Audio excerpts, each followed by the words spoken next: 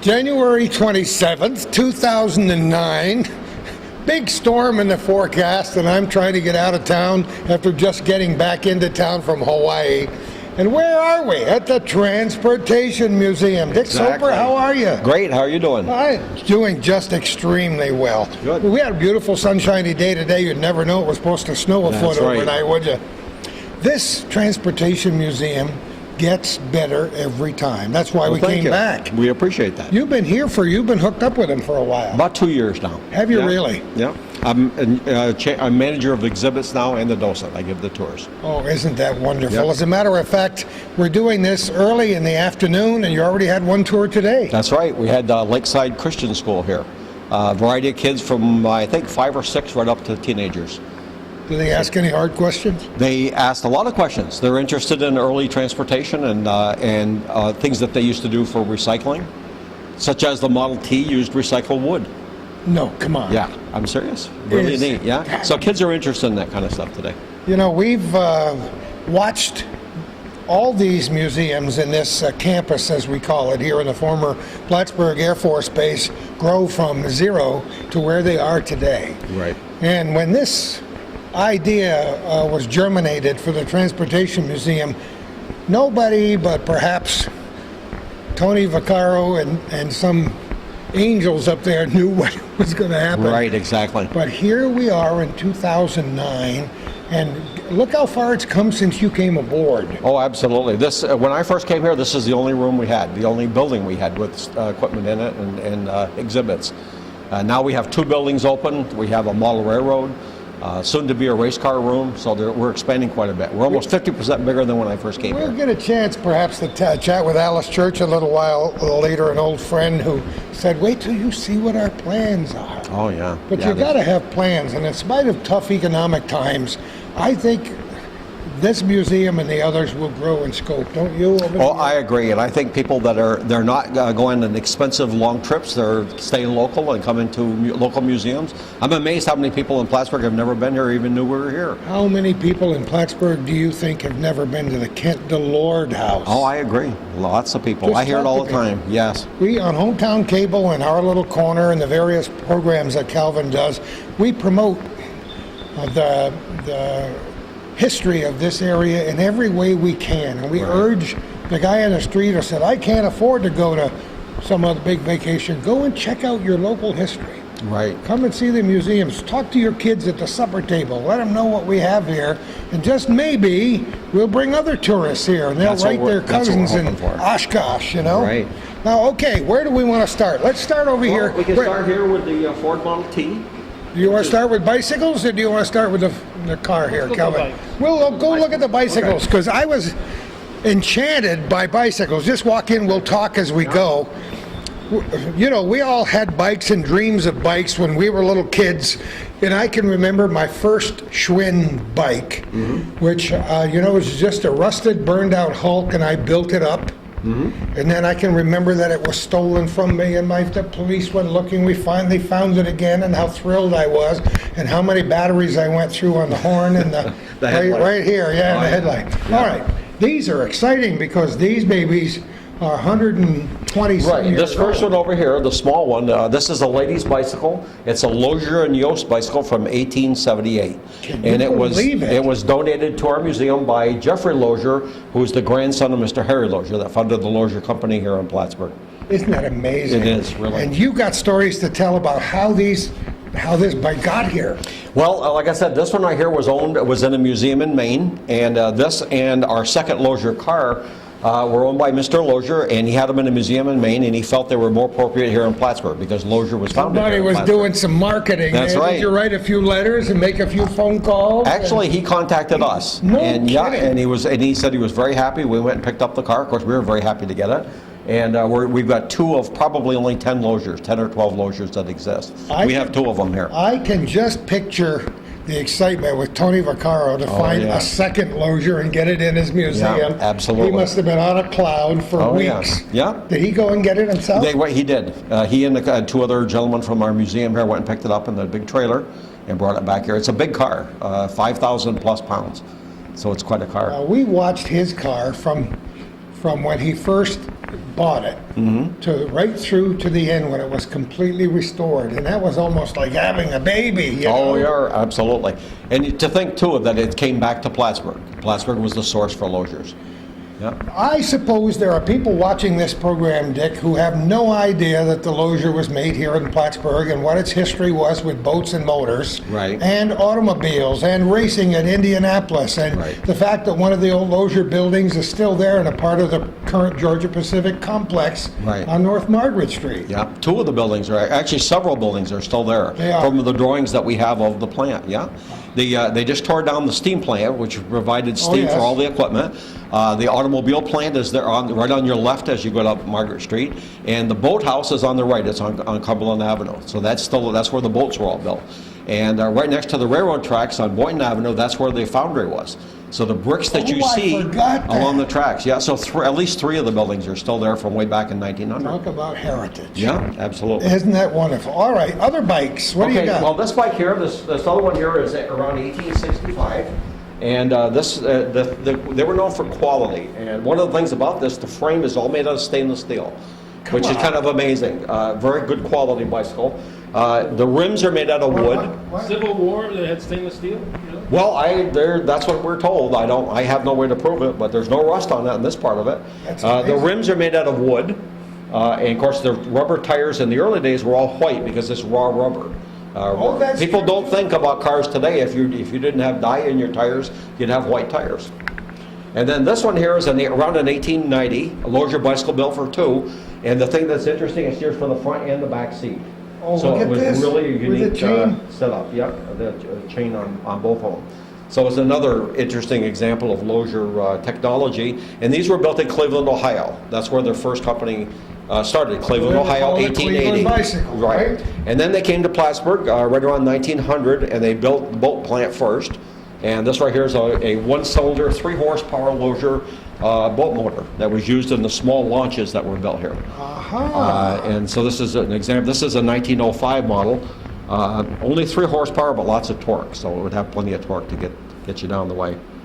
And then there's a couple of photos here too. I don't know if you can get pictures of those, but the top one is.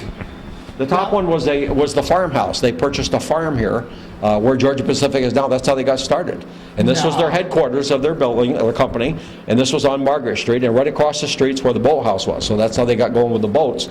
And the bottom photo is the automobile plant, which again is still there. They tore that down, and so that's still there. We're glad to see that at least that portion of it's still in existence. Oh my goodness. And there's Mrs. Lozier right Yeah. here, and Yeah. Harry over here on the That's right-hand right. side. And since, I mean, when Tony Vaccaro, Dr. Tony Vaccaro came here, he didn't take very long to get really hooked That's right. on this Lozier idea. The minute he heard those cars were made, because he's always been an antique car fanatic. That's correct. He Yeah. has a number of cars now. And so he, like you said before when Calvin said, did he know there was a book for sale on eBay? He probably did. Right. I think the thing that's the two amazing things about that, first of all, the cars were built here in Plattsburgh, but also when the car was first introduced in 1905, a new Cadillac was around $2,000. The very first Lozier was $4,500. Think about that. It was the most expensive car in the entire United States, and made in little old Plattsburgh, New York here. So. But what an impact it made, and Yeah. as we know in the Indy 500 and others. What else have we got here? Okay, well, the bicycle over here, the tall one, is a 55-inch high wheeler, and challenging to ride. And you can see that it would be very fast because of the large wheel, but it was a little risky to start and stop and get on and get off. I can almost imagine if you fell off one of those. So it's a pretty interesting bicycle. Not made by Lozier. This is a separate company, but it's an interesting bicycle. Right. This little one here I want to point out, because everybody loves this. This is a 1900, it's called a 4-way tricycle. And the first way it could be used is a child would sit on the seat and pedal it the normal way. The second way it could be used, it could be pulled. So it can be pulled if he got tired. Right. The third way, it makes into a scooter. And the fourth way, the seat pulls forward and you got a little wagon.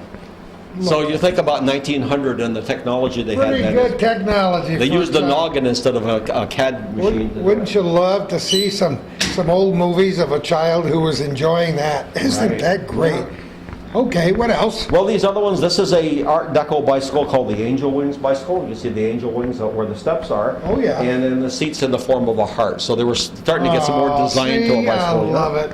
And this one here is a bicycle that this is an English bicycle from 1930, and of course it would be pedaled and balanced. This also is a two-way bike. You would unscrew this, the handlebars come up, the seat comes off, and you got another scooter.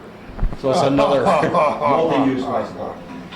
I have never seen anything like that in my life. These three here, this is an Elgin bicycle from 1935. It's been fully restored. And of course, they had balloon tires on them because there were a lot of roads that were not paved and a lot of the streets were cobblestone and so on. So it was more comfortable riding, 1935. The middle bicycle is a 1939 Firestone. It looks like something you'd buy today, but look at how beautifully suspension on the front, suspension under the rear forks, as well as under the seat. Yeah. Oh my goodness! I want to tell people that if they've got old bicycles hanging in their garage, check them out, because the older the bicycle, the more valuable they are, and the early Schwinn's and Elgins and others. That's right. Are getting to be worth some big. Oh yes, believe me, these were expensive bicycles. And of course, the last one is a typical Sears bicycle, white wall tires from 1960s. Oh boy, does that look familiar? The headlight kind of fared in with the bodywork here, and so it's a pretty neat combination of bicycles. Well, this is a nice room, and I bet your kids, their eyes bug out when they walk. Especially the little four-way tricycle. They love that one. That one. You know, I've talked to many people before about the clip-on skates. Mm-hmm. See these skates down here? For those of you who are my age, a lot older than you, Richard, remember these because we had roller skates that clipped onto your shoes that way, and you had a key. Right, exactly, and that's what those use. Remember that song, I got a brand new roller skate, you got a brand new key? Yeah. There it is, and that's the way those fit onto the bottom of your feet. Oh, yeah. We had them as kids. We got a wonderful old sled over here. Yeah, we think probably from the 20s or 30s. Yeah. A little toboggan-type sled, and not a toboggan, it's a sled really with the runners on it. 20s to 30s, somewhere in that area. Look at the Daily. That was actually the newspaper from the Plattsburgh Daily Press from 1910. We had it reproduced for one of our fundraising events that we had. Did you really? Yeah, and it's got a couple modern ads in it, but most of the information's all from 1910. Isn't that great? Yep. Yeah, well, this is a fine room. And behind Calvin is an old sewing machine. Now, this one right here, I can open up and show it to you. This is an 1892 Wheeler and Wilson sewing machine, and it has, I don't know a lot about sewing machines, but if you open the drawers, it has all the attachments that you would use. I remember seeing the old Singer sewing machines when I was a kid. Of course, we had a Singer in our household. You had a treadle on the bottom, and the treadle was connected with this leather string, right? Mm-hmm. That became a belt that drove it, and yes, I can remember even the way it sounded all the time, because we kids would get in there and mess it up real badly, and my mother would chase us around with a broom, so we weren't supposed to be doing that. Isn't that great? Our plans for this are we're going to eventually recreate part of the original Lozier plant. We have a bunch of lathes and so on, and they made canvas for some of the seats and so on, and this is what we're going to use this. It'll represent the sewing machines they would have used in the period. Isn't that a wonderful idea? We got a couple of great pictures from inside here. The top is the boathouse where the boats were manufactured. You can see the belts running, and we've got a bunch of these machines similar to what they used then. And the bottom one, we believe, is the automobile plant. You can see the castings for different parts to the cars. Oh, that's just absolutely wonderful. All right, let's go inside. Well, in here we have a rickshaw from Singapore, China. Come on, a rickshaw from China? Singapore, China. It was a taxi cab, actually. And the correct name isn't a rickshaw, it's a trishaw is what they call it. Okay. And of course, in Singapore, two passengers would sit here, the operator on here, and of course they drive on the left side of the road, so the operator's out in traffic on this side over here. And it's a Rudge bicycle, which was an English company. And I had some Chinese students here from Clinton Community College, and I asked them what the Chinese meant, and he said dragon, which is over here in English. Oh, there you go. So you got both on here. But, isn't that terrific? You got a translation. A very fuel-efficient forms of taxi cab. I guess it was. Talk about fuel-efficient, the rickshaws I remember were drawn by hand. That's correct, yeah. Two poles and the guy would run all day. And that's true of a rickshaw. This is why they call this a trishaw. That'd be a good way for me to lose weight. I'll think about that. Me as well. Probably not do much more than think about it. Right. We've seen this milk wagon many times because it's local. Right, exactly. It was originally the Stephen Flanagan farm. It was purchased originally, we think around 1910, Stephen told us. His father purchased it from Canada. Originally it was used as a bread delivery van. and it then came down to Plattsburgh, and it delivered milk in Plattsburgh from 1915 all the way until 1929. Isn't that There were a few amazing? cars around, but mostly... And the Flanagan Farm, located on Upper Ruger Street in Plattsburgh. And I show children that come here the fact that the milk was delivered directly to the houses, to people's homes. And we have some of the old milk bottles that Stephen gave us. And the fact that it was recycling. So the bottle would be returned back to the dairy, filled back up again, and the only waste was the little cap on the top. And you The also little cardboard caps, and even those are worth a few pennies these days if you can find them. Yeah. Oh, And this was memories. restored with the help of some of the Amish in Western New York State. Oh, yeah. The wheels were restored. And Okay. I found out a few months ago, that this was Mary, the horse that towed this. I don't know why I've never seen this picture before I came here today. Mary was a large draft horse, and Stephen told me that the horse knew every street to turn down and all stops to make. All he had to do was get in and out of the buggy and deliver his milk. The horse knew where to Most go. people who are at my age or older remember the horse drawn, both bread, we had bread deliveries and milk deliveries, and that's what has always fascinated me as a small child, because I would stand at the door and watch the horse. The guy would make the delivery of the milk on the step, and the horse would go to the next house. Oh, yeah. And stop and wait for him. Oh, yeah. That's fair. Isn't that the best? Yeah. All right. And then if you want to see the cars here, Of course I do. I got to turn around here. the oldest one here, this is a 1915 Ford Model T. Oh, boy. And this is known as a brass era car. Let me get in here with you. I'm a little fatter than you are, so I have to turn the corner. Ford Model T, the Ford was made, last year was the 100th anniversary of the Model T. They were made from 1908 to 1927. So those were the Model Ts. They made 15 million of these. The cars up until about around 1915, 1916 were brass, known as a brass era car. And brass pretty much ended because of World War I. They needed the brass for I artillery. never thought of that. Of course they did. The wood that you see on here was actually shipping crates that were shipped into the Ford plant. They were used in the production of the car, so there was very little material wasted. And the other thing that's interesting is the wood that was not used in the car was turned into charcoal. And if you go buy Kingsford charcoal today in your grocery store, that's where That's the Ford where it name originated, came from. and Yeah. I remember reading that story and writing about it. Isn't that interesting? Yeah. Henry Ford was quite a cat. He was. This car would cost you about less than $300 in Yeah. 1915. Again, they're a very basic car. This is a Roadster, a two-seat Roadster. And you can see the deluxe luggage rack here on the side of it for look your at suitcase. this. By the way, we're still looking for a leather suitcase if anyone has Are one. you? We'd like to put one in here. The I bet you old-fashioned there's kind. one in an attic somewhere I'm around sure. here. That would be really nice if we could get one. Now, let me, Dick Soper we're talking to at the Transportation Museum here in Clinton County on the former air base. Are these cars all owned by the museum, or some of them are loaned? Some are on loan and some are owned by the museum. We're very lucky to have people come through the museum and say, boy, I got something you might like. And it fits in very nicely. We have cars from 1910 to 2007 here at the museum. So we have quite a selection of cars. I wanted to mention that early because if people are watching our program on Hometown Cable or anywhere in the world on the internet, on Plattsburgh.com, perhaps they have something they would like to donate. And we encourage that because what good is it up in your attic or Right. out in your garage? Put it on display forever and ever and ever for people to see and enhance the appreciation of this museum. Why That's not? correct. Yes, we've had a lot of people do that, and little things that add to the collection of the museum, like the suitcase I was talking about. You'll Things get like one. that. Oh, You'll I get hope so. one. I'm Please let us know if I'm you do. hopeful. I will. What do you I'll got that. over in the corner there? Well, in the corner, this is one of the original large Lozier boat motors. This would have been the biggest that they would have made. This one we think is almost 2,000 cubic inches. It's probably about an 11 or 12 liter engine. You gotta be used- it kidding. was Can used you in- imagine the power? Yeah, it's a four-cylinder, 2 spark plugs per cylinder for dependability. That's what Lozier was known for. This And would be a big motor launch. this would or be used in about a 60-footer. Yeah, this Yeah. was the biggest of the motors they built here. And this is a typical design of a Lozier, large flywheels on it, so once you got the thing going, it operated at very low RPM. It would only operate probably 10 to 12 RPM, about 30 horsepower, but enormous amounts of torque. Oh, yeah. Once you got this baby going, it would easily haul a lot of people around. Don't try to stop that flywheel once it ggets in motion, huh? Absolutely, yeah.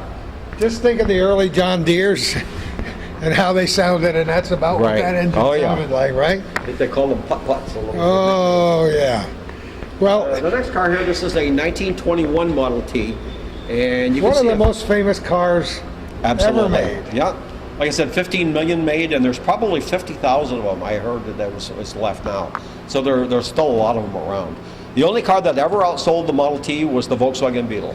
That's the only car that ever outsold it. You know, that makes sense. I've never heard that, but that makes perfect sense. Absolutely. And on this model here, you can see we got an interesting... Any color as long as it was black? Well, they did, not the early car. The first cars were actually, the first car produced in the Model T was a red car. But they found that black lacquer dried quicker than any other colors, and also they bought it by the ton. They bought it by the 55-gallon drum, so it kept the cost of the car really low. Now you see these cars, I want to show you a really neat thing about the gas gauge on this car.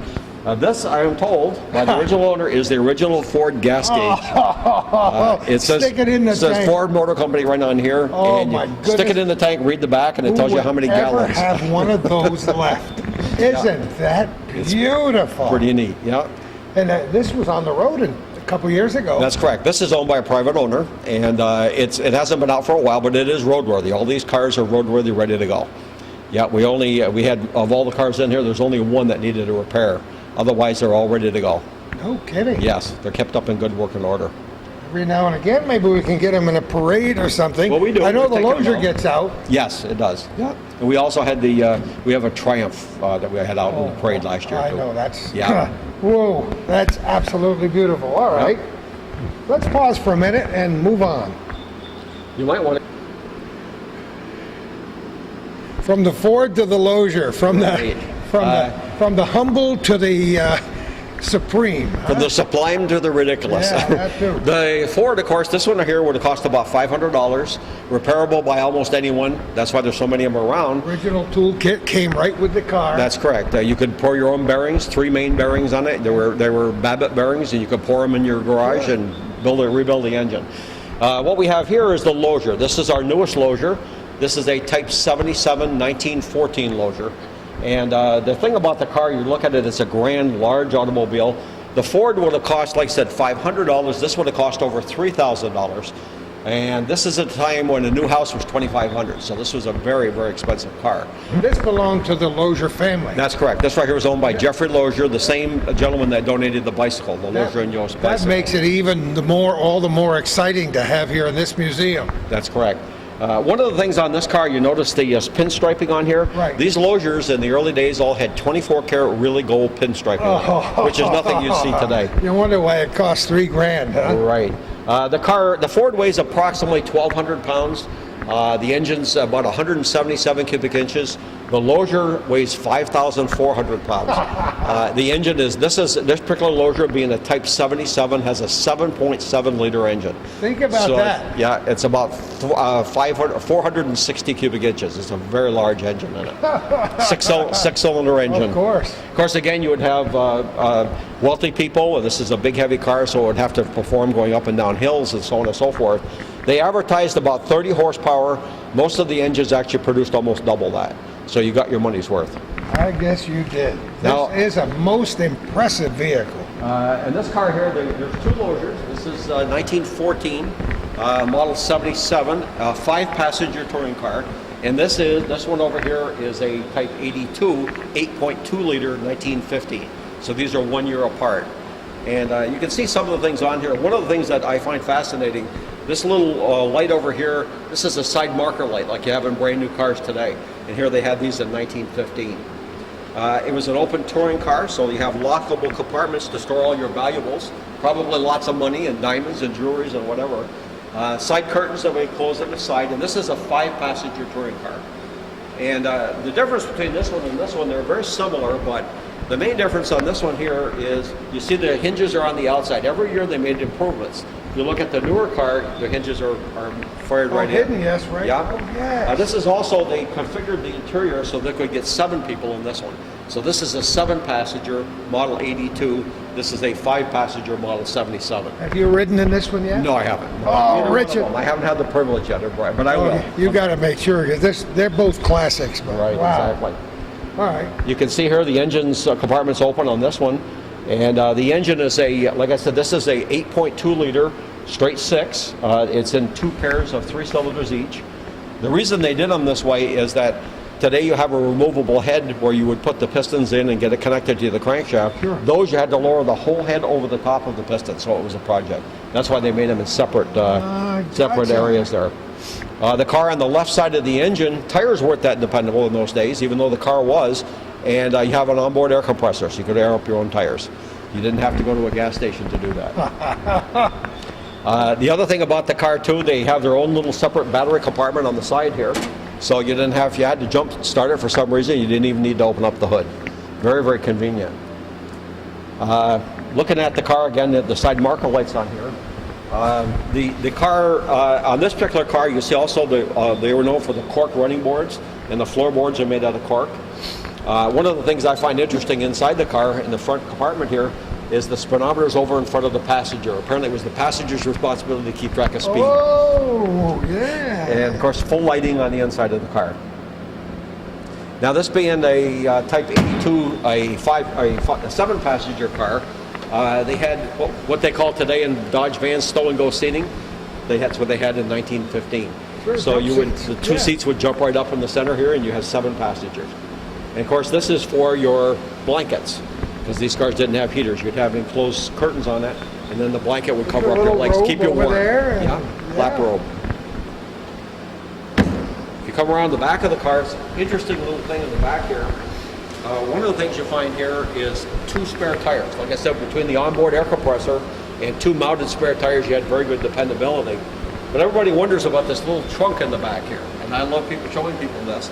It's a cherry compartment built into the back of it, and everybody wonders what's in here. Well, what it is refreshments for a long trip.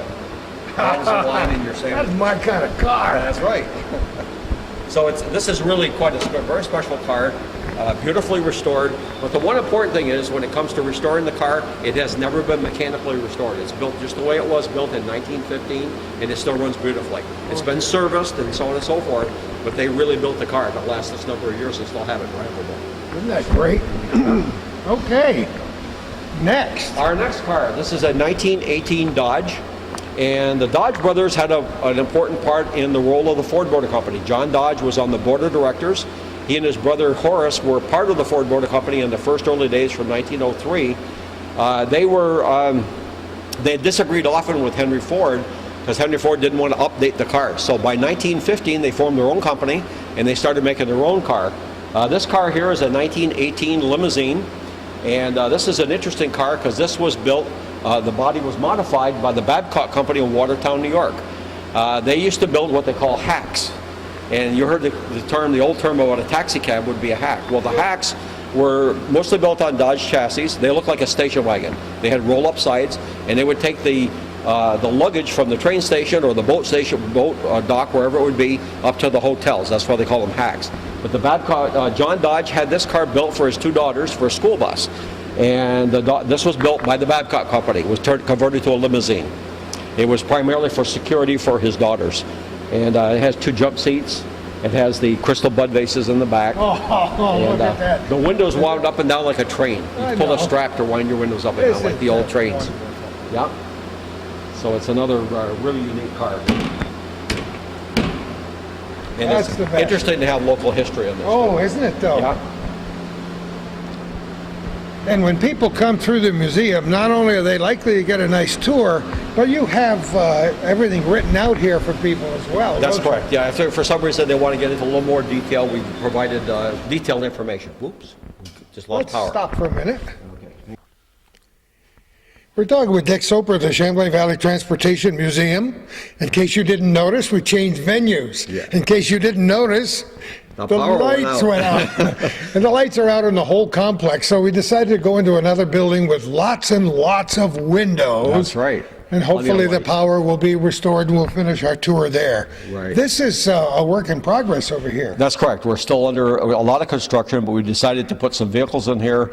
The centerpiece of this is a diner, which we'll see in a few minutes. Okay. But on this end over here, we have some fire department vehicles. And this first one I love to test kids when they come in here, because this is a 1948 Plymouth.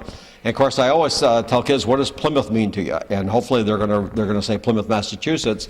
And then on the grill here is a boat, and what's the boat from? And of course, that's the Mayflower. Oh, you know, I heard there was not to interrupt you, Dick, but there was a question on Jeopardy the other night about Plymouth, and the champion said, Salem? They said, no, Plymouth. All right, here we are. But the interesting thing about this card, the reason I draw attention, first of all, it is from Plymouth, but this is the Mayflower. It's a lighted hood ornament, so it's a neat little interesting aside here. But again, 1948 Plymouth, and the fact that it had the Mayflower, and these are supposed to represent the sails of the Mayflower on the lighted hood ornament. So it's an interesting little vehicle. Probably had a fluid drive transmission. No, this one doesn't, but No, we have a 48 Dodge that also has a fluid drive. Yeah. This is a standard shift. And I'll tell you what I find interesting about these really old cars. These things start and run really well, even in the below zero weather. Yeah. They were kind of used to that. Yeah. You know? Some of these old cars with electronic everything have a tendency to not want to start in this kind of weather. Yeah. Now behind us here, this right here is a vehicle that's been a long time vehicle from the Plattsburgh Fire Department. My father was a city fireman many years ago. Of course he does. How well I know, and what a guy he was, too. Oh, yeah. And this right here was used, it was a utility vehicle. It was kind of a fire truck, but it was used for a variety of different reasons. But the main purpose of this was to, you remember in the 1930s, this was 1934 Dodge, and in the 30s they didn't have two-way radios and like we have today. So if there was a problem at a fire, this would go with the fire chief or assistant chief to the fire. They would determine the needs, then it would come back to the station and get more equipment or more people or more fire engines. Fire districts in Clinton County and northern New York were far different in their scope and size. Back in those days, it was a whole different ballgame. That's correct. Their dad was a super guy. I might mention to you, and it might please you to know, he was the first person I ever saw come down a fire pole. Oh, no kidding. That's He demonstrated the fire pole. I can't remember if it was Station 2 or where it was when I first came here. Right. How long was he a fireman? He was a fireman. Actually, he joined right after World War II. He came back to Plattsburgh in 1946, and he joined the fire department. And he was a fireman. He retired finally I think 1978, 79, something like that. If you can believe that. Yes. Oh, yeah, absolutely. Talk about an icon. And this particular vehicle, as I understand it, was restored by the inmates in Dannemora. That's what I was told too as well. Sure, Yeah. I think I remember that part of it, don't you, Calvin? No, you got me on that one. Okay, but I'm pretty There sure is it an was interesting anyway. part of the vehicle. One thing we do is we allow kids to blow the siren. We have to keep the battery charged up. All right, give it a shot. Little kids can hear what sirens used to sound like in the old days. That's what they did sound like. But here's the interesting thing about this vehicle. Back here in the back of it, it was used actually as a rescue vehicle. This is the original stretcher. Oh, come on. So if you Look got at injured at a this. fire and you had to get to the hospital quickly, this would be a rescue stretcher. They'd pop you in the back here and bring you to the hospital. Isn't that Kind of the a best? crude but quick way to do things, but it served the purpose. And we've seen this in so many parades. What? 20 below zero. Yeah, 20 below zero. Or in the rain or whatever other thing. It might wake you up on the way, huh? Exactly. And it also was used, firemen could sit on here, they could bring extra people to the fire, extra hoses and fire extinguishers and so on I and so just forth. want some of the young people who complain about how cold it's been in the North Country to think about going to fires, and in some cases you'd have to drive almost 15 miles in your fire district in an open cab And fire almost truck. all of these early trucks had no cabs. Most of them no windshields, just like you see here. Yeah. Firemen were rugged back in those days, and today they're just as rugged, but they have air equipment. They're out of the rain and the weather at least most of the time until they get to the fire. Well, we owe so much tribute to firemen around the North Country and the mutual aid system. We spent a lot of time talking about it. Right. Are we able to look behind, what's behind you? Oh, yes. No, well, this is the race car room, and I think we'll go in there after. And it's not really. I don't know if it's set up. I can go through. Doesn't matter. I love it. All Okay, right, let's okay. go talk about whatever you want to talk about We're gonna here. head down here to some of these older cars. Okay, I'm coming I with just you. will mention here the diner. I don't know if you want to go into and look at the diner afterwards. Of course but we do. From the Adirondack Museum in That's Blue correct. Mountain Lake. Yeah. It was an institution there for such a long time, along with the sailboat that was in the glass dome there, remember? And they Right, moved yeah. that out and moved the diner down here. Right. The main reason was the diner was deteriorating, but the little history of it, it was built originally somewhere between 1891 and 1900. So it's And it was well built over 100 years old. That's right. It was built in Troy, New York. and it was a trolley car that operated on tracks somewhere in the Albany to Bolton area. And the company went out of business in Bolton, we think around 1915. And an enterprising person took it off the tracks, put it on Route 9, and it was the Bolton Diner for many years. The one thing I found out they did do, the son of Mr. Gates, that was the last owner of this, told me that they split the diner right down the center and widened it 3 feet. That's why it's a little wider than it was when it first came out as a trolley car. No kidding. And then it served as the Bill Gates Diner, not Microsoft Bill Gates, but it was served there until 1985. And then it went to the Blue Mountain Lake Museum. And it was outdoors, and it's a very fragile building, we'll call it nowadays, because it's made out of wood. It's an all-wood trolley car. It's probably the only one. They made 100 of them in Troy, New York, and it's probably the last one that we know of that exists in any form. Isn't that nice? So it is pretty rare. So it will be a centerpiece. The roof was a little shaky for a while. Right. We've rebuilt the roof on the inside, and we've also replaced a lot of the little booths on the inside. They're very tiny, the booths, to sit down there. So apparently people didn't eat as much as we do today. People were a little thinner back in those days. Right, exactly. So that'll be nice, and you'll have it set up with a bunch of old cars around here at the diner. Down here is probably one of our most unusual cars. Let me catch up with you there, Richard. You talked about this one a little bit ago, and I had seen pictures of them, but never saw one in person. Well, this is called the BMW Isetta, and the company was originally founded in Italy in the, I believe, early 1950s. And the purpose of the car, of course, it's a very fuel-efficient two-seater car. The thing about this particular one, they were available with either 3 wheels or 4 wheels. This is a 3-wheel model. And the reason for that is that it has a motorcycle motor. It gets 75 miles to the gallon. And the 3-wheel version wasn't registered as a car. It was registered as a motorcycle. Right. So all you needed was a motorcycle engine motorcycle license to drive it. And to get in the car, what you do is just open up the whole entire door, opens in the front. Don't you love it? Along with the steering column and the shifter and the shifters over on the side. Clutch and brake here. It's a standard shift. And like I said, it's just a minimal car, kind of like this new smart car coming out today. Tony Vaccaro, our president, said, "Look, it's even got a sunroof." And I said, "That's the emergency exit, because this is your only door right here." If you hit something, you ain't going to get out of there. Yeah, that's fair. What Year? 1960. This is a 1960 Isetta. Now, what happened is the ESO company started these cars in the early 50s. They were bought out by BMW, and then BMW built them in different countries. This particular one was built in England for export because it has the left-hand steering. The English versions, where you see the button over here where the wiper would be on this side over here. Absolutely. So it would be available for either. But it's an interesting car, and really among the more unusual cars in our museum. Has it been here a while? No, we've had it for about probably 3 months. We've had it. It runs beautifully too. So does it really? Yes, that's it does. exciting. And talk about memories. This Crosley brings back more memories for me than I can ever describe to you. Absolutely. Of course, Crosley was their first were known for their refrigerators and their appliances and so on and so forth. And William Powell Crosley started his company mainly radios. And this over here, just for information, is probably a 40s, probably a 30s or 40s Crosley radio with a Bakelite finish on it. And the thing that's interesting about this Crosley car, this is the actual original motor that was in the car. Take a look. So the thing is, it's you got a bigger one than that in your lawnmower, It's almost the size of the radio. 26 horsepower, which is typically what we have in lawnmowers today. But the car was very fuel efficient. Would get about approximately 55 miles to the gallon.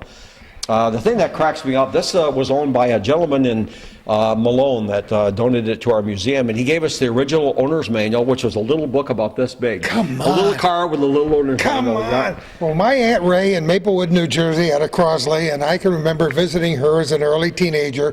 Probably, what year is this one? This particular was a 47. That's about right. Yeah. And I remember riding in that all over town, and her shifting and shifting and shifting going up the hills. It's a 3-speed transmission, and it runs beautifully. It's another car that starts up in cold weather, and it runs. It's a little noisy, but it's a minimalist car, but it really kind of fits the bill today. And you just don't see many Crosleys. That's right. There were 4 different models. They had the 2-door sedan like this. They had a 2-door convertible. They had a little pickup truck and a station wagon. 4 different models you could buy of Crosley. And the company finally folded in 1952. 12-inch tires and wheels. And when the gentleman that donated this car, he told us if you're ever looking for tires and wheels, he said go to a lawn supply place. They have 12-inch tires for a lawnmower. I love it.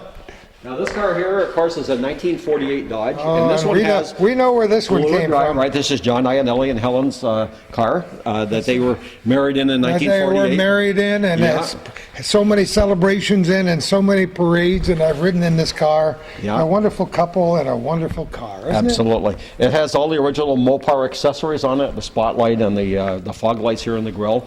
And they have a fender reunion every year, and we get it ready for them to enjoy the car every year. The whole best. Iannelli family, yeah.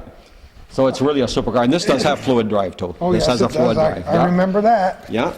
Boy, here's another one that has fond memories for me. What year is this? This is a 1956 Buick Century. And the thing that's amazing about this car, it's never been fully restored. It's had a paint job about 15 years ago. And what I like about it is that plastic that you see on the seat covers was on there since 1956. Let's just go and look at that. Look at the plastic. Cover the car, the upholstery with plastic, and it's been preserved up until now with that plastic. My dad bought a 1955 Buick Century, and at that time it had one of the fastest takeoffs in car on the road. This has what they call a nailhead V8 engine. I believe it's right around 400 cubic inches. Yeah. And the thing that's nice, it's very flamboyant. It's typical of the 1950s. It's a hard top, so all the windows go down to make it look like a convertible. And the funny thing is, in the front is all the airplane influences. You have an airplane in the front here. You have the airplane wings in the grille, jet air intakes on the bumpers. So it's interesting, the 1950s excess of the car. Great car. Another one that drives beautifully. I know, they all did. Now the next car here, this is a 1965 Ford Mustang convertible. Nice. And this car was built, the Mustang production went on for almost a year and a half. They actually started early. Normal production would start around June and July. These cars were started in April of 1964 as a 65 model. And this particular model here, 64 and a half. Exactly. The models built before August of that year were called 64 and a half. Of course they were. Yeah. They had a couple little things about them. The horns were mounted way down on the frame, and that caused a problem. Water used to get in and short the horns out, so they changed that. As of August, they finally came out with a newer version of that. Plus, this has a generator instead of an alternator. All the models after August had alternators on it. So it's a very nice, very special car. 4-speed transmission. Oh, yeah. Everybody drools over this car when they see it. It's just absolutely beautiful. Yeah. Now this next car is built on the same chassis as the Mustang. Of course, this is a 1967 Mercury Cougar XR7, and this was Anthony Vaccaro's mother's car in Pennsylvania. Yeah. You gotta be kidding. This was his mother's car. Mom, guess where your car's going? That's right. We brought it here to the museum, and it needed an enormous amount of repair.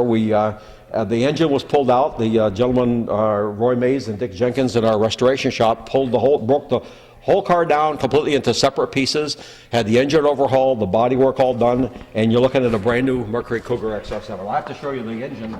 It's a big block 390. Oh, dear gosh. Look at this. And you can see that it's virtually a new car. They did a beautiful job. Super job. Yeah. But she only drove it to church on Sundays. Yeah, let's go. Probably so, but there was a lot of rust on it, and everything's been chrome plated again. The Mustang is very easy to get parts for, but Cougars, you're on your own. Yeah. There are very few parts, like the grill and stuff like that. They don't reproduce I those. wonder how long did they work on it? It was about 2 to 3 years. Yeah. I think they were working on it. Yeah. Oh, but look at the job they did. Very, very nice. Isn't that nice? Now this next car here, this is a customer's car. Another great. 1969 Camaro Z28. Oh my.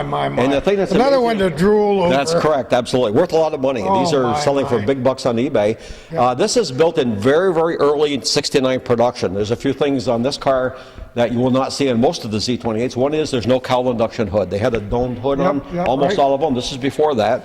And if you look at the spoiler on the back, it has the narrow spoiler from the 68. So they hadn't come out with the correct spoiler. The thing that's amazing about this car, 38,000 original miles, and it's owned by the original owner that bought the car. He has the protector plate and so on. Still on the road. Yeah, it's still on the road. He drives it. He put it on display here for this year for the museum to add to our muscle car collection here. Oh, boy. Yep. If you're a car lover, I mean, Calvin and I love old cars, and he talks about Chevys, and I talk about Fords, and we go to the show up in Montreal every year. This is the first year we missed it in a while, but just, you know, this really gets me excited to see. The thing that's nice about these cars is that we go from the oldest cars. A lot of people have an interest in antique and old cars, but the younger people really relate to these cars. They see these, mostly even little kids coming through the door, the minute they see these newer cars here, they really get excited. This car is another one. This is a 1969 Firebird Trans Am, and these are very rare because they produced a lot of the Camaros. The Camaros virtually dominated the Trans Am racing series in 1969. The Firebirds weren't as lucky with racing, but in order to race the car in those days, you had to produce the street version of the same car. So this grille and the equipment that's in the car had to be produced in a street version before the car could be raced. And they only made 589 of these. So this is an extremely rare and very valuable car. These are the American Racing Team colors, by the way, the white body with the blue stripes. That's all countries used to have their own colors, and this is what the United States used to have. It's been registered recently. That's correct. It's on the road, and it runs beautifully. Yeah, it runs really good. Beautiful. When you start this up, you know how much horsepower it's got. Oh, yes, it's really, I know. really powerful. And this is we call them, Tony calls these the bookends. This is the 1970 version of the same car. It's not as rare because they made a lot of these, but again, you see the continuity of the color. The American Racing Team color is white and blue. Totally different. Look how much lower it is. Yeah, and it's 1 year difference. They're totally different body. Yeah, they're more aerodynamic, lower to the ground. Same engines in both of them. Yeah. Oh, is it really? Yeah, Same they're engine exactly in the both? same motor. 335 horse, 400 cubic inch engine. Yeah. Yeah. I had a 67 GTO. Oh yeah. Well, those are iconic cars. Oh, We got a yeah. couple of newer cars too, and again, young kids often relate to these. This first one here, this is a 2005 Lotus Elise. Just beautiful. An English car, very low to the ground. Absolutely beautiful. And the thing that's amazing about this car is very lightweight, 1,950 pounds. It has about 200 horsepower.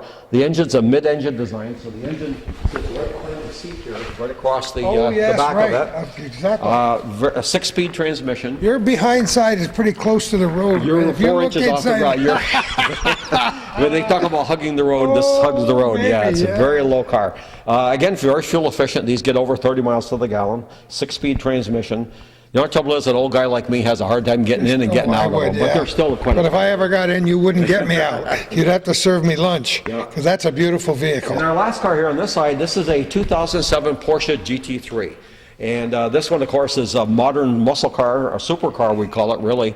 The car has a 435 horsepower engine. It's carbon ceramic disc brake rotor. This is the state of the art of cars today. The car, it does have air conditioning and so on because it's a road-going car, but you can see how low the car is, only 4 inches off the ground. Very, very powerful car, and I'm fortunate to have driven both of these cars. Did you really? Yeah, this is one of our volunteers that I owns this can't car. stand and, it. I'm so jealous. yeah, it's really quite a car. Oh, that's beautiful.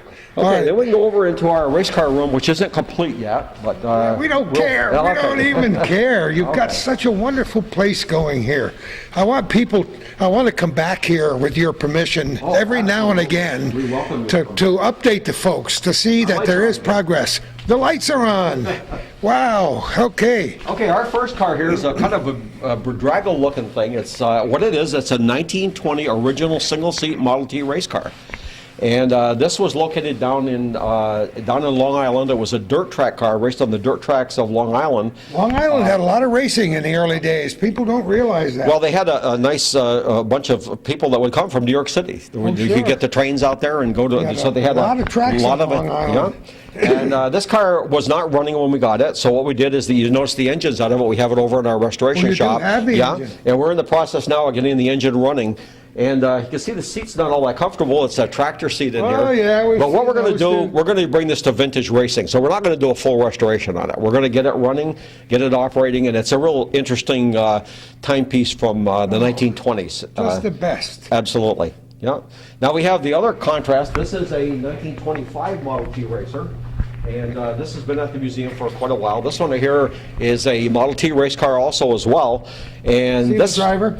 This has the got Joan's name on the Joanne bottom. Vaccaro, right? Exactly. This is her car, and this is a Model T. Yep. And of course, the one thing about this car, your Model T has a 20 horsepower engine, your standard Model T. This particular one has 80 horsepower. It's almost 4 times the power because it's an overhead valve conversion by the Rajo company. They used to make an overhead valve conversion for the Model T engines. And then the Faultless company would make Faultless usually made all the body panels, which you could just bolt onto a Model T.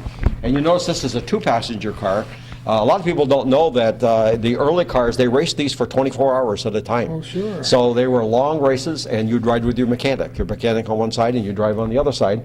The burlap here on the steering wheel so you have a good grip, because there's no power steering on these cars. You got it. So you got to hang on for your life over here. And the boat rear end. Yeah, they were streamlined rear end. Also, this is the header that comes right from the engine straight back.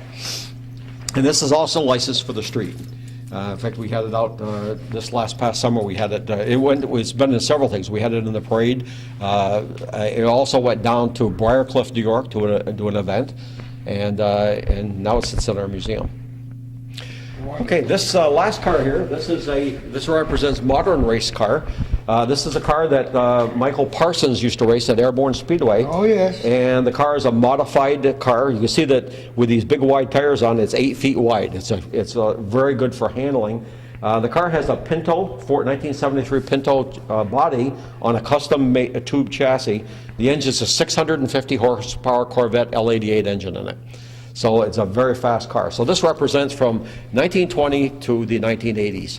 And we have some more cars going in here that I'm not going to tell you about right now. Next time you come visit, you'll see them. Oh my God, we get so excited and to talk about railways and things. Look at this. Right. Well, this part is very much under construction over here, but this is the part of our what we call the real railroad room. And this train here started life. The first job it has, it's a 1923 Vulcan locomotive. It has a gas engine, a 1923 Ford gas engine, industrial gas engine in it. And this was used in Mineville, New York, in the mines. It was used probably not in the mines, but as a switching locomotive. Yeah. So that's the first job it had in Mineville. It then went up to Frontier Town, and this is one of the trains that Frontier Town had in their inventory. And so if you ever went to visit, you probably got towed around in this. And what we're going to do with this, we're planning on, we got a set of rails we're going to put it on, and directly behind it, we're going to build an iron ore car. Because again, that relates to Lion Mountain and to Mineville, and we're gonna, little kids can come in and pick up iron ore and see what it's really like. And we're going to have all full-size train memorabilia in this room here. Isn't that great? Don't you love it? Oh, absolutely. If you want to come in here, I'll show you the model railroad. You want to see it? And that's heated in there too. All right. That's good. We've talked a lot about railroads on our little corner through the years because they're such an important focal point for everything, for the entire history of the North Country. And look what we have here. Well, what we have here, we had last year, we had some people come up to our museum, and they told me they had a couple of old railroad maps. So I unrolled them. The one over here on the right-hand side is from 1853. No, come on. All of the railroads that existed east of the Mississippi River, from Florida right up to northern Maine and in Canada. It wasn't in the best shape, but we ended up having it mounted. The Tip Top Frame Shop helped us, and we had the map preserved and then mounted onto the frames here. And this other map over here is 1861. So people that are interested in trains and railroads, it's very rare. And you notice also on the upper part, the Delaware and Hudson was in existence then, but not way up through this upper section. So they weren't up to Plattsburgh. The Rutland Railroad served the North Country prior to the Delaware and Hudson coming directly down through there. But for people that are interested in trains and interested in history, you notice here that this right here has the paddle wheeler coming into New York City, the side wheeler. So it's a couple of interesting maps. See how much it cost? Yeah, 25 cents. I know. Isn't that beautiful? The Lloyd's Railroad map. Just absolutely beautiful. And somebody donated these? Yes, both of them. Yeah, they had. You know, that's why a program like this is important, because people watching this say, hey, Maude, you know that what we got up in the attic, and that, you know, that old map and that old piece of transportation equipment, whatever it might be, an old timetable or whatever, I'm sure you'd love to have it. Oh, yeah. And we've had several donations the same way. Even some of the loaner vehicles and the things that we get here, people realize that they share them with a lot more people, especially people from the North Country who can relate to this kind of stuff. Dick Soper, how do they get a hold of you if people want to talk to you about this or have some suggestions or loan you something or give you something? Or Well, there's a couple of ways. One way you can call the museum at 566-7575. We're open from 10 in the morning to 2 in the afternoon from Tuesday through Saturday. We're open year-round. The other thing they could do is go to our museum, which is cvtmuseum.com. And on our website, there's a way you can contact me. My name is on there. You can send me email. Perfect example. And we'd be interested in hearing from people. So this is another room that's under construction, That's right? correct. Well, what we have here, two different layouts. This one over here behind glass is our HO gauge railroad. And this is the reason we have it behind glass, that we have people working on this. They're going to be representing all of towns from around the Westport area up to probably up near Rouse's Point. No kidding. At least through Chazy. And we're going to have the mines in Lion Mountain here on part of it. We've got the trains running right now, but we're working on the historical aspect of it, the dioramas they call it over here. So this is a very small, fragile equipment in here, so that's why you have it behind glass. And we'll come and see this when it gets complete too. This will be exciting. Absolutely. On this side over here, what we have is all Lionel equipment.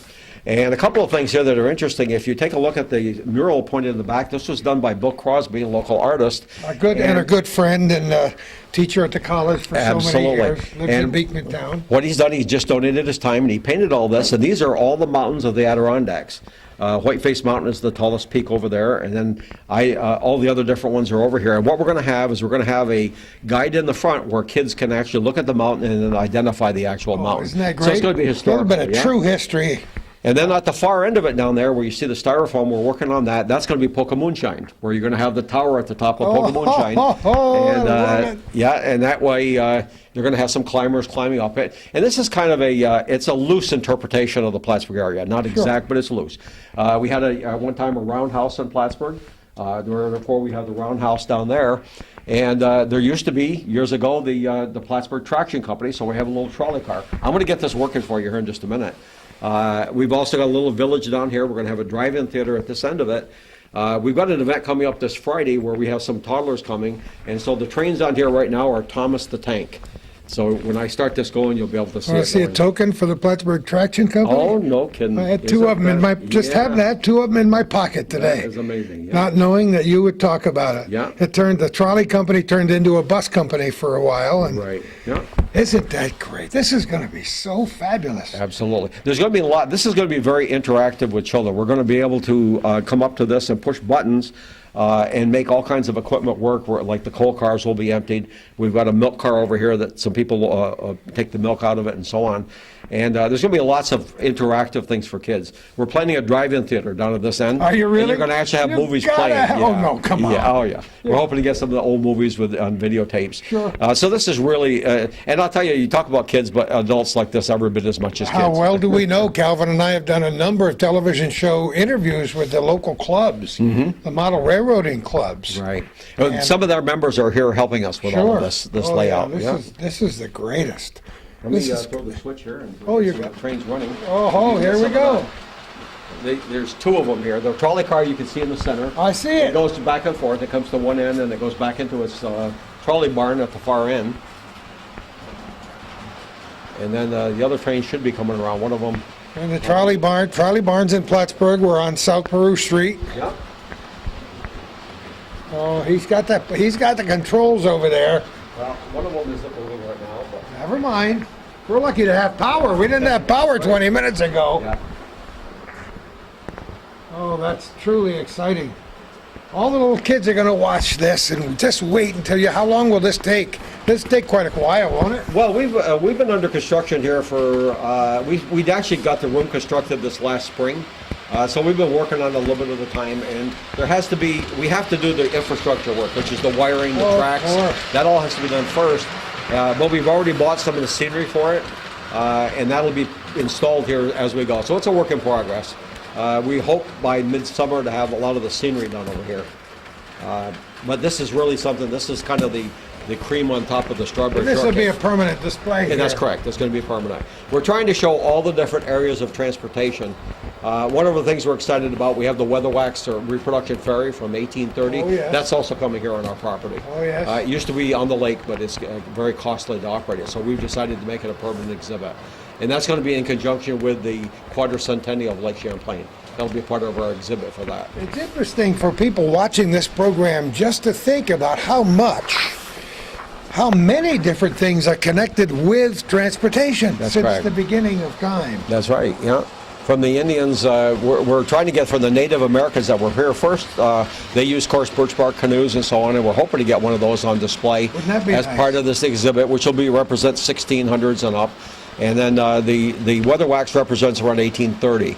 And then there's other things coming we're excited about. It's a work in progress yet at this point in time. If I see a paddle wheeler, I'll send it. There we go, absolutely. Yeah. We're working in conjunction with the city of Plattsburgh too. There's going to be, of course, the quadricentennial is going to be celebrated all the way from Ross's Point all the way, I guess, to New York City, as I understand Certainly it. is, and we're recording this early in 2009, and the excitement mounts on both sides of the lake, up and down New York State, Right.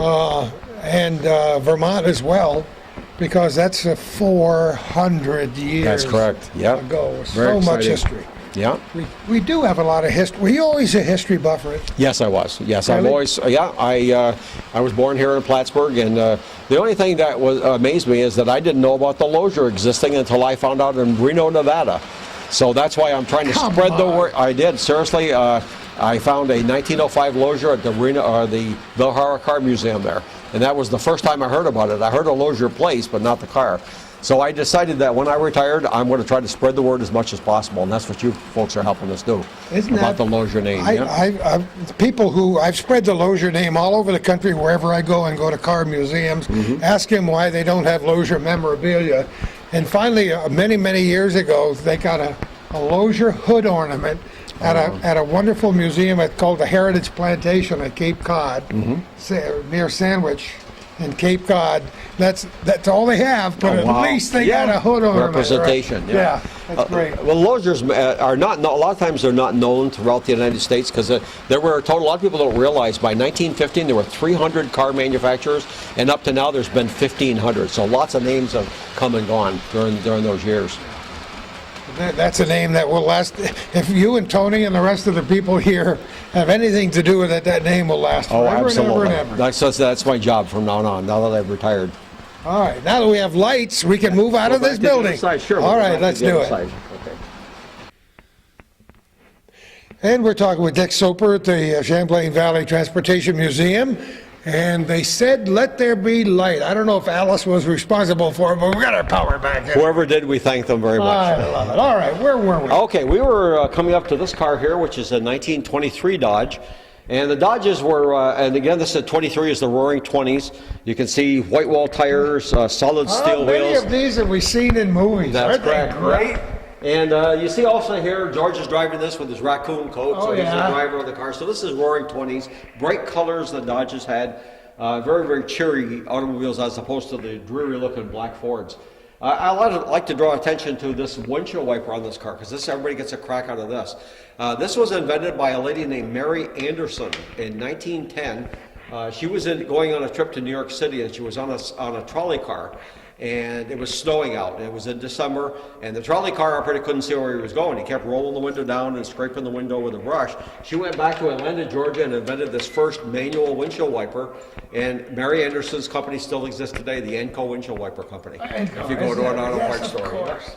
And of course, you would have to work it like this, but Yeah. there would be side curtains. At least you didn't have to put your hand outside. Sure. 1923 Look at the Dodge. great hood ornament. Yes, lighted Oh, sure, I see temperature the gauge. wire. Yeah. All right. And then over here we have this is a 1929 Ford Model A. And Ford corrected the big error that he had, the problem he had with the gas tank on the back of the old Yes, Model T. right, He moved the gas tank up here to the front of the windshield. And there were quite a few things. Of course, the first Ford was considered the Model A, the very first car. They went up to the Model T and they stopped, and they went back to the Model A again for this newer car. This had brakes on all four wheels. And then in 1928, they had a new invention. Chrome plating was used in the car. So this one is a 29. You can see the chrome in here. The other interesting thing about this particular car, the right-hand steering, this car comes from Argentina. They actually exported kits to a lot of foreign countries, and the cars, they let them assemble their own cars. That way there was no duty on the car. And this particular car here was from Argentina. I'm not totally sure how it got back here to Plattsburgh, but it's another interesting car. That's so interesting. Yeah. Right, okay. Okay, then we'll go over to another Model T. I'm following you. Yeah. First of all, the old gas pump, talk about Right. nostalgia. Of course, I remember the ones with the glass on the top. Well, we actually have one of those. We have a I know. Sunoco, I one on know the other you side do. there, and this is the mobile one that's restored. That's great. So they're going to hopefully eventually be up in front of our gas station, which is our main It's office. very stylish for people to buy old gas pumps and put them on Yes. their porch. or They're out in worth their a lot yard. of money today. Big Yeah. money today. Absolutely, yeah. All right. I had one of those in my house. Yeah, this is a 1970s Honda Monkey, which is a little 49cc motorcycle, and I believe it was used mostly by children, but also could be. It's got a fairly good sized seat, so even adults, We if they're did, small, a they lot, can. we did a lot of trails on Blueberry Hill. Oh, there we Ours, I go. bought it at Easy's Motorcycles, for those people who might remember back Yeah. in the olden days from Yeah. the 70s. I did a remote broadcast and he told me I should buy one. And you bought So one. he was a good salesman. Oh, there we Old go. Easy with his big mustache. All right. This one here is a 1972 Honda. This gentleman, these are privately owned. This gentleman is a motorcycle enthusiast. We had one of his racing bikes here last year, but this is his original Honda, his first motorcycle. And when he was done riding it, he restored the whole bike, so it looks like that's brand new. Just absolutely And beautiful. this is also another very rare bike. This is a 1966 Honda Dream. And he tells me that this has never been restored. Come on. He put the new seat on it. The seat upholstery was done, and he rebuilt the motor. But this body is exactly all of the fenders I and so have on are never original. seen one like that Yeah. in my life. It's really in beautiful condition, and we're lucky to have this on display here. You're lucky in so many ways. All right, what do you got Well, our next? next car, this is a 1930 Ford Model A, 5-window coupe. And of course, they call it, what they're referring to is the number of windows behind this first A post here. And this is kind of a rare car in that 90% of these were probably turned into hot rods. This is the most popular hot rodding sure. car of all time. They used to chop them down and cut the roofs and so on, but this was all completely, totally restored. The car, again, is only 1 year difference between the other Model A, but the neat thing about this is the rumble seat in the back here. Oh, talk There's about fond memories. on the Huh? back rear bumper there's a step, and there's another matching step up on the fender, and you can step right up into the car. It also had the quaint little name, the nickname of the mother-in-law seat too. Oh, So I guess of if you're course it manager is. about the lunch, you They've sat got a back lot of there. other names that we won't be Yes. going into, Right, but that was all very interesting. Yeah. So this is a very nice restoration, restored beautifully here locally. You also notice probably the rear shade that would pull down. They used that in case you had a car coming up behind you with bright lights. They didn't have the dimming mirror back then, so you just pulled the shade down. Isn't so you that didn't the get blinded. coolest? But of course, it has the white wall tires, and it's a very nice restoration. Just a beautiful job. Now, is that privately owned also? It's a privately owned Yeah. car, yes. Yep. Whatever. Doesn't matter. It doesn't, They're yeah, on display absolutely. here at the Transportation Museum, and we hope we've gotten people excited about bringing their kids here and grandma. And other people bringing their cars here. Absolutely. About that? Absolutely. We really. Get in touch with the website. That would be a good idea. Check Exactly. out the website. Contact you, Richard. Right. CVTmuseum.com. Easy to find. Right, exactly. All right. Okay, you want to go through here? Yeah, we'll stop the camera for a minute, and then we'll...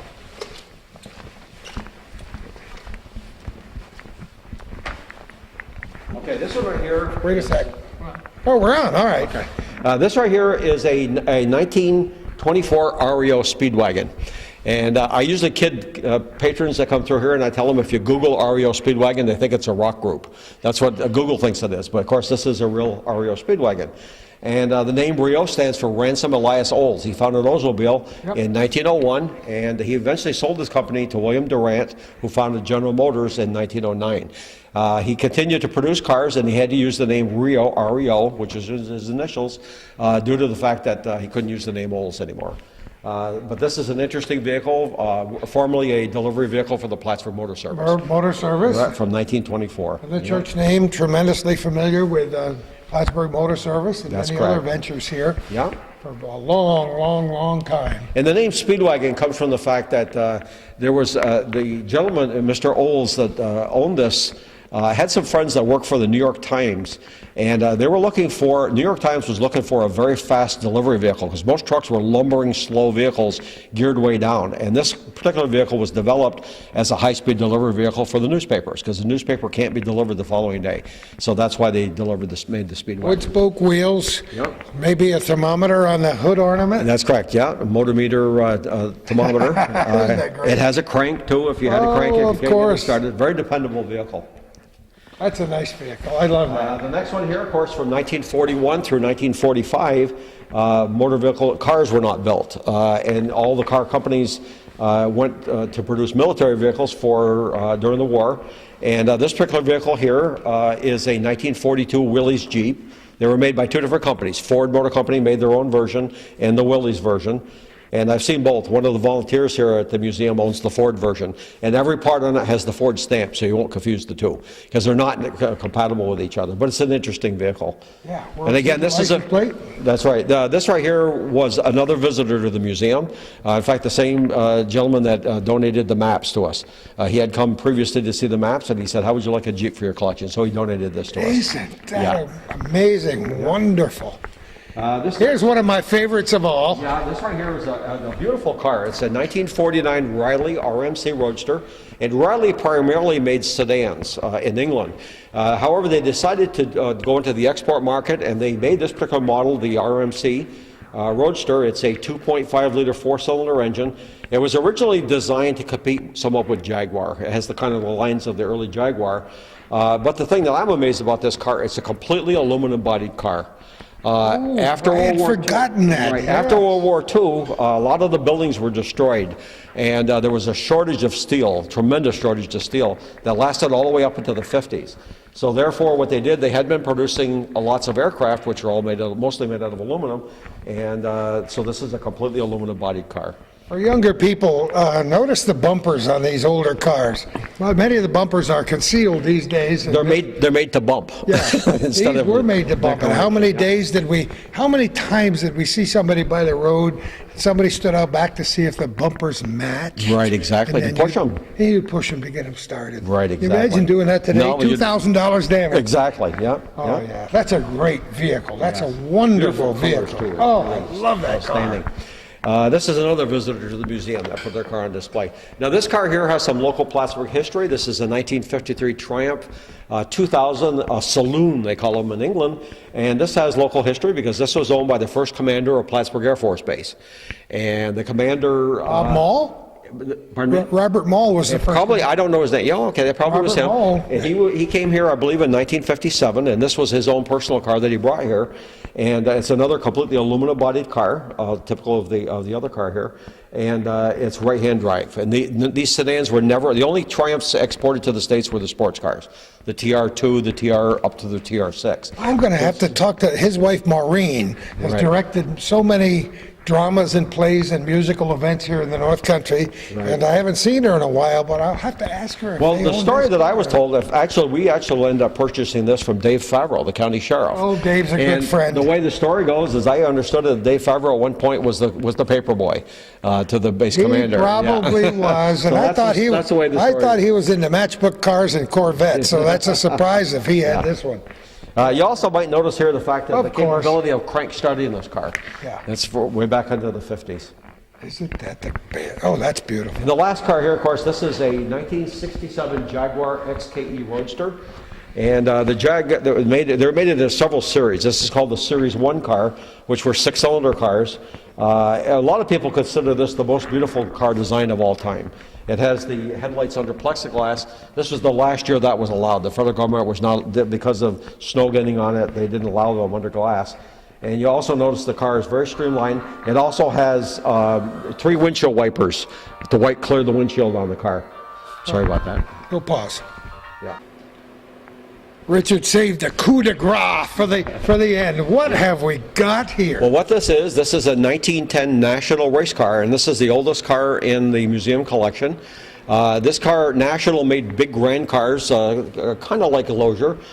This particular car here, though, was a race car. 500 cubic inch four-cylinder engine. It has a very large engine on it. And these cars were raced at 24-hour races. And you see here that in these long races, they would have the driver and then the mechanic would ride along next to them. And of course, this is a right-hand steering car. You can see here the controls on the steering column where you adjust the timing, and your throttle is up there on the steering column. But inside the car, inside the driver's cockpit here, you can see the clock, because again, these were raced for 24-hour periods at a time. Yeah. I'll get around this side here so I can point out some of this stuff. Let me get the mic over here for you. Okay. The clock right here is in front of the driver, so they would start racing for 24 hours at a time. The speedometer is over here. There's a total of 150 mile an hour speedometer. I don't think these went 150. A little optimistic, but it was still pretty neat. In the center is the ignition switch, which there were 2 ignitions. You'd run it to one side, which fires up one spark plug per cylinder to get it running, and then you switch over to the other side, and you'd had 2 spark plugs per cylinder to keep it running on the other side. Now, the mechanic would be watching a sight tube, which is on the left side of the dash, and that's the oil. And the mechanic, his responsibility would be to get the oil to the engine, make sure you didn't run out of oil. This being a racing engine would use a lot of oil. And on the back of the car here, you see 2 tanks.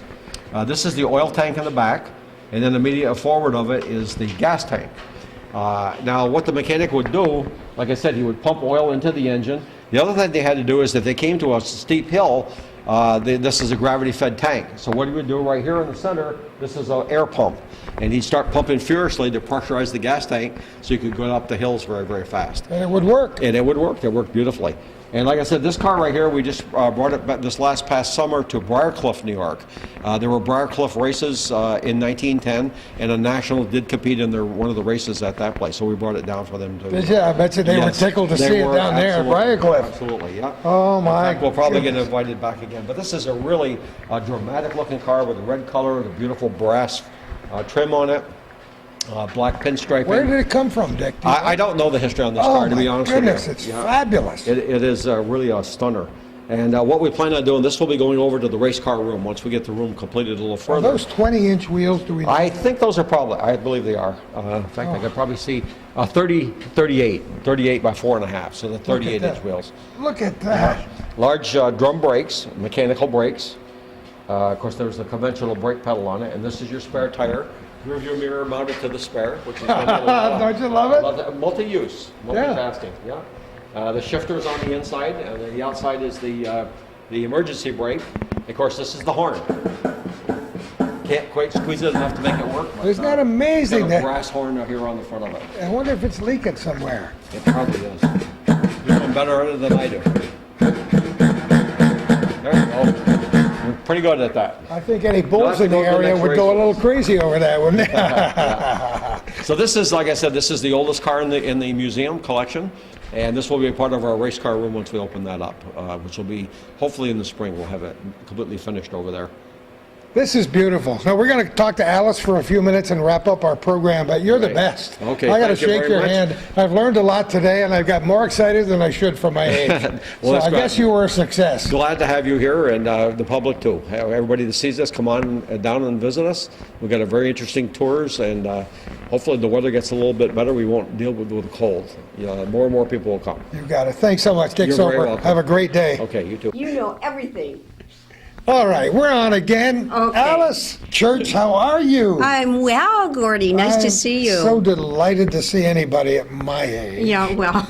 We've you're talked not about that old. Walt Church, and Walt Church was your father-in-law. Yes, he was. Who founded the first antique automobile club around here and had Mm-hmm. all that wonderful collection that I first saw long before I even moved here. That was at Osebo Castle. Yes, you have a wonderful memory. Oh, yeah, my it was a great collection. Goodness, it was terrific. Really, we were really happy to be part of that. I might say how delighted I am to be in a room that's really nice and warm. Were you shocked when the power went out a yes, while ago? Yes, it was a big shock. We You got gave you that full right. credit for getting it restored. Oh, thank you so much. That was I know you made a few really telephone nice. calls. Well, I did, but I didn't. I think that it happened without me, needless to say. Well, and to speak with Richard and others, and watching the progress of this Transportation Museum from the very beginning, we know that it is a work in progress.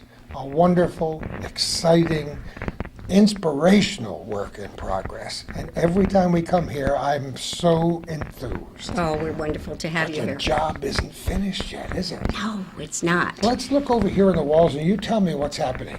Well, I am absolutely relatively new here. I've been here for about 3 months, and I'm the Director of Development, which means, needless to say, that we're looking at going to the community and asking the community to continue to help us, but in a bigger way, of course. We need new members, and we need additional funding. And consequently, we've put together a program and plans for what we are expecting will be at least a concept. It may not necessarily be the exact thing as you're seeing here, but it is a concept of what the museum will be someday. That's exciting. Yeah, Look at it these really drawings. is. Look at They're these great. drawings. Aren't They're they great. wonderful? And we know, at least in the near future, maybe by 2010, because the buildings are, of course, old, and you know that they need to have a lot of work. We do have a grant from the Department of Transportation, but we also have to raise about $200,000 to match that grant. The grant's $800,000. And we're really delighted with that. So if some philanthropist is out there with a check that big, you wouldn't mind receiving that this afternoon, would you? No, I would not mind at all. That would be wonderful. That would be wonderful. Well, there are lots of ways to support right. this museum, aren't there? There are. Membership is a good one. And, we're looking to go to corporations in the area to get, probably additional funding, needless to say. And we'll be doing some more fundraising activities than we have done in the past. But the one thing that we're working on right now very seriously is the kids station. We're actually in the planning process of developing all of the exhibits for the Children's Museum and station, with a really great committee. Families are what it's all about. And if the kids say, I want to go, who can resist? Yeah, right? You're right. You're absolutely right. That's exactly And it. we're looking at the wonderful old diner, the Gates Diner. Yeah, and that's fun, isn't it? Oh, it's You saw wonderful that, to see that inside, having There seen it it along Route 9 and in the Blue Adirondack Museum in Blue Mountain Lake Right. for such a long Right. time, and then here, Right. just So we're terrific. delighted to have it. This end piece right here, the end mock-up, is of the room that you're standing in right now, actually. So that is going to be the theater. Well, what we'll need is, needless to say, some equipment some video equipment, and we do have some auditorium seats that we're going to be able to bring in here. And so this is, we're moving along in a direction or two. We're very happy so far with our growth, and I think they've done a wonderful job. Well, so we far. have to hark back to the modest beginnings of all the museums in this campus. It's something that I dreamed about, and I've talked with Calvin for years and on the radio many years before that, having museums together on this former Air Force base. Oh, you're right. And relying on other members of the community and the chamber and others and the wonderful internet to help us market this area. And even now, with the state we are at with this museum and the others, it should entice people here this summer. Oh, well, yes, And our exactly. local, as we mentioned with Richard at the very start of our program, it behooves parents to get their kids and come to these places because many of them are not aware of the history. I am discouraged sometimes and amazed at how many people have no idea that we're right in the midst of what I call hallowed historic ground. You are so Right here. And when you study that history, then you know where you are and you can kind of predict where you're going to be in the future. So get your kids out. Get grandma and grandpa come to see some of those great old cars. I know, and Get that's the the kids here beginning, to see absolutely. to walk in and see those great old Lozier bicycles from the mid-1800s, and then to open up the window to the future and show what our vision is. Oh, that's I'm wonderful. so delighted that you Beautifully came stated. on board here, you know. Oh, I'm pleased to be here. I'm thrilled because I know there is a vision here. And I am so happy to be a part of this because I do see the potential, and it's great potential, and certainly a wonderful thing for our area. And for tourism too, needless to say. But it's very nice that children will be able to come here and be introduced to the beginning of what, what the area is all about. And consequently, hopefully, as they grow older, they will, needless to say, embrace that kind of culture. Isn't it nice to show off some of the Yes. things that we have here? We've talked about it. We've been involved in perpetuating the appreciation of history here for a long time. And now, by virtue of what you're doing, Dick's doing, and all the other wonderful volunteers who work for this Transportation Right. Museum, and Calvin's camera that he's carried on his shoulder for all these years since the early You've done a great job. early 1980s, and spreading the word around the world, we'll get them here. Yeah, thank If you build it, They will come. Alice, thanks Exactly. so much. Thank you. I know you have My pleasure. a lot of engagements later on today. It's wonderful to see you. Thank May you you. stay happy and healthy. We all hope that 2009 will lift us up above the waves, because they're trying to push us down. I know, it's been tough, and probably will continue to be that way for a little bit, but We'll put a little air in our life preservers. Exactly, We'll- exactly. We'll give the We'll world move forward. We'll give the world a North Country smile. Yeah. Oh, the North Country smile is. Don't you love it? Yeah. We got it. Yes, we do. We got secrets that We do. haven't even been revealed yet. Yeah. Thanks again. Have Thank a you lovely day. so much. Thank My everybody pleasure. else involved Thank you with the for coming. museum for us. And who knows where we're going to be next time for our little corner.